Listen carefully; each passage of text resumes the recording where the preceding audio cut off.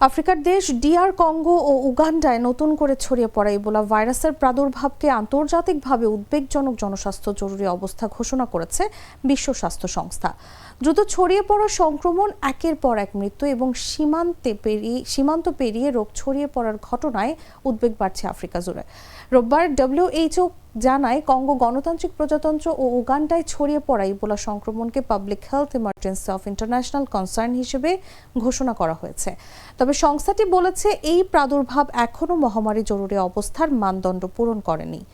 জাতিসংঘের স্বাস্থ্য সংস্থার তথ্য মতে শনিবার পর্যন্ত ডিআরসির ইতুরি প্রদেশে অন্তত 3টি স্বাস্থ্য অঞ্চলে বুনিয়া, রাওয়ামপাড়া ও মঙ্গোবালুতে 80 জনের সন্দেহজনক মৃত্যু, পরীক্ষাগারে নিশ্চিত হওয়া 8টি সংক্রমণ এবং 246টি সন্দেহভাজন আক্রান্তের তথ্য পাওয়া গেছে।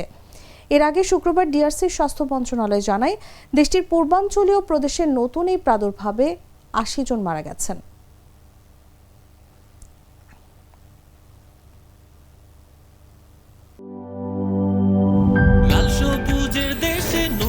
রঙের বেশে ঘরে বাহিরে সাজানো বলকে রেইনবো রেইনবো রেইনবো পেইন্টস রে সাশ্রয়ী দামে দেয়াল রাঙায় রেইনবো সবার রং সবার ঘরে ঘরে rainbow Paints, the color of joy.